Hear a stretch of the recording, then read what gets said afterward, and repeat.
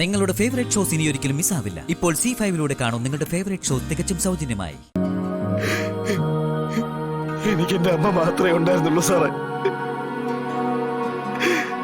എന്റെ അമ്മയ്ക്ക് വേണ്ടി മാത്രമാണ് ഞാൻ ജീവിച്ചത്. പഞ്ചകൈലാസത്തിലെ കൊക്കയിൽ വീണ എന്റെ ശരീരത്തിൽ പ്രാണന്റെ ഒരു തുടിപ്പ് മാത്രമേ ഉണ്ടായിരുന്നുള്ളൂ.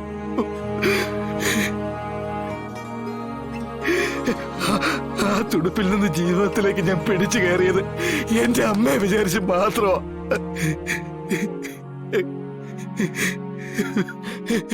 ഇനി ഞാൻ എന്തിനാ സാറേ ജീവിക്കുന്നത്? ആർക്കു വേണ്ടിയാ?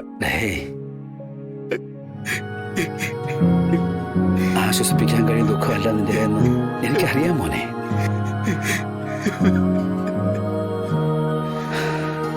നഷ്ടപ്പെട്ട പിന്നെ തിരിച്ചു കിട്ടാത്ത അമ്മയെ മാത്രമാ. അതിന് പകരം വെക്കാനൊന്നുമില്ല.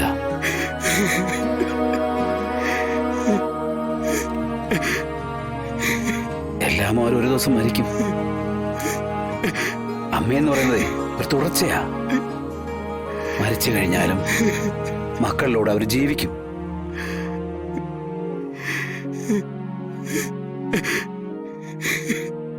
അമ്മമാർ പറഞ്ഞു കൊടുത്ത അറിവും നന്മയും ഒക്കെ മക്കളുടെ പ്രവൃത്തികളിലൂടെ മറ്റുള്ളവർ അവരെ ഓർക്കുകയും ചെയ്യും.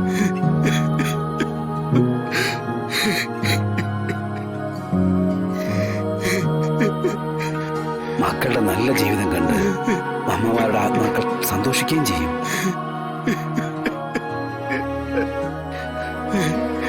രോഹിത്, കരയാതെ. നീ ഇനി ആ വീട്ടിൽ നിൽക്കുന്നില്ല. നീ ഇനി താമസിക്കുന്നത് ഇവിടെയാ.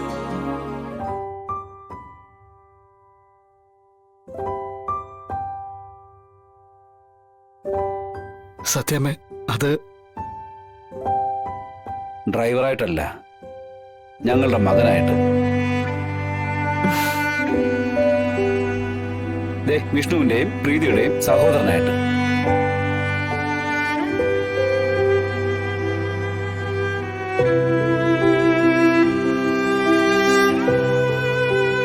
സർ, അത് ഒന്നും പറയണ്ട ബ്രോ. ഇതേ ഞങ്ങളെല്ലാം ഒരുമിച്ചെടുത്ത തീരുമാനമാണ്. അകത്തേക്ക് വരൂ രോഹിത്.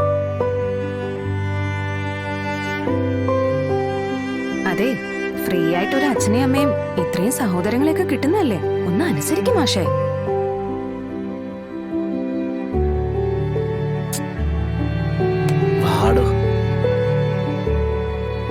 ഞാൻ കഴിക്കാൻ എടുത്തു വെക്കാം. ഓ, അവളുടെ ഒരു ശുഷ്കാന്തി.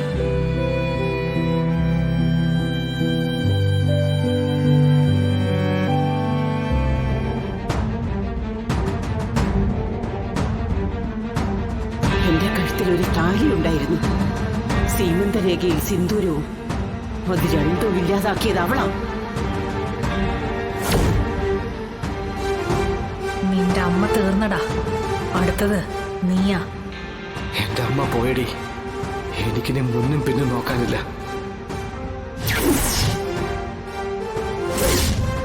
ഒന്നുകിൽ നിനക്ക് ജയില്, അല്ലെങ്കിൽ നീ എന്റെ കൈ കൊണ്ട് ചാവ്.